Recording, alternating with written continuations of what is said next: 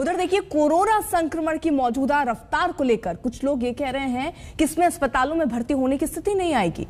कुछ का तर्क ये है कि जो हालात दूसरी लहर के दौरान बने थे वो हालात इस बार नहीं बनेंगे। हमने अलग अलग मेडिकल एक्सपर्ट से इस बारे में बातचीत की और ये समझने की कोशिश की कि संक्रमित होने वाले मरीजों में से किन लोगों के अस्पताल में भर्ती होने की नौबत आएगी और वो कौन से मरीज हैं जो घर बैठे ही ठीक हो सकते हैं। ज्यादातर जो केसेस आ रहे हैं ओमिक्रॉन की वजह से आ रहे हैं। ओमिक्रॉन में जो ऑक्सीजन का रिक्वायरमेंट है बहुत कम है, बहुत माइल्ड केसेस आ रहे हैं। हमने डेल्टा में देखा कि सारे पेशेंट्स को आईसीयू की आवश्यकता थी, सारे पेशेंट्स के ऑक्सीजन लेवल ड्रॉप्स हो रहे थे। इसमें ओमिक्रॉन में ज्यादातर पेशेंट स्टेबल हैं, परंतु हमें विशेष ध्यान रखना पड़ेगा, जैसे कि मैंने बताया कि वो ग्रुप जिसमें कि ज्यादा कॉम्प्लिकेशन हो सकते हैं, जैसे कि एल्डरली और कैंसर के पेशेंट। पर जो रिकवरी का रेट है ओमिक्रॉन में वो भी तेज है, बड़ा फास्ट रिकवरी हो रही है। बड़ी तेजी से वायरस आता है, फैलता है, स्प्रेड होता है, इन्फेक्शन तेज है, 3 गुना ज्यादा है डेल्टा से, पर एक साथ ही साथ कॉम्प्लिकेशंस कम है और रिकवरी फास्ट है। बच्चों में हमने देखा कि ज्यादातर जो बच्चे हैं उनके गले में इन्फेक्शन है, कुछ बच्चों को डायरिया है, पेट में दर्द है और कुछ बच्चों को नोजिया और वोमिटिंग है। ओमिक्रॉन जो जिसको वेरिएंट ऑफ कंसर्न बोला गया है, ये इसीलिए है क्योंकि इसकी इन्फेक्टिविटी, इसकी ट्रांसमिसिबिलिटी बहुत ही हाई है, लेकिन पेशेंट सीरियस बिल्कुल भी नहीं है। मेरे पास भी आज ओमिक्रॉन के बॉम्बे हॉस्पिटल में बहुत सारे पेशेंट भर्ती है।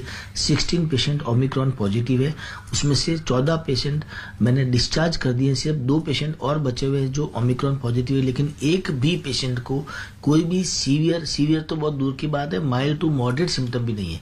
नॉट इवन हम उसको न तो मेडिसिन दे रहे हैं, न ऑक्सीजन देने की जरूरत पड़ रही है, न आईसीयू की जरूरत पड़ रही है, तो पेशेंट सारे स्टेबल है। तो केसेस ज्यादा है लेकिन सीवियरिटी बिल्कुल नहीं है, आराम से घर पे बैठ के ठीक हो रहे हैं। लेकिन जो फॉरेन ट्रेवलर है उनको हम लोग आइसोलेशन के लिए हॉस्पिटल या क्वारंटाइन सेंटर में एडमिट कर रहे हैं। अगर पिछले 3-4 दिन का डाटा देखें तो डेफिनेटली पीडियाट्रिक एज ग्रुप में भी कोविड इन्फेक्शन बढ़े हैं, बट कोविड इन्फेक्शन पर से हॉस्पिटलाइजेशन नहीं इंक्रीज हुई है। जैसे कोविड हुआ, किसी को निमोनिया हुआ, उसकी वजह से हमें एडमिट करना पड़ा, ऐसा नहीं है। मैक्सिमम पेशेंट्स को कोई और डिजीज थी, जैसे फेब्राइल सीजर था या कोई और बीमारी थी, जॉन्डिस थी इसको, उसकी वजह से उसको हमें एडमिट करना पड़ा और उसके अंदर कोविड पॉजिटिव आया। तो जरूरी नहीं है कि ये जॉन्डिस या फेब्राइल सीजर जो दौरा पड़ा हुआ है वो कोविड की वजह से पड़ा है। बहुत लाइकली है कि कोविड बायस्टैंडर था, एसिम्प्टोमेटिक था, और हम जो डील कर रहे हैं वो जस्ट एसिम्प्टोमेटिक कोविड इन्फेक्शन है।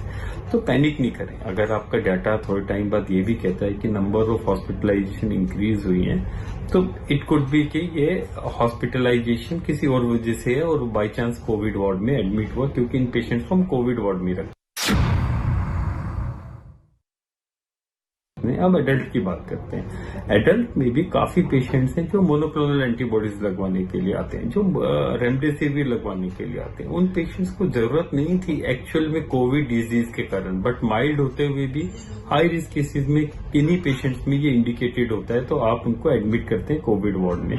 तो आपको डाटा दिखाएगा कि number of Covid admissions increase हुए हैं, बट इसका मतलब ये भी नहीं कि हम इस इन्फेक्शन को बिल्कुल ही लाइटली लें, बिल्कुल ही माइल्डली लें। हमें नजर रखनी है, हमें इसको फैलाना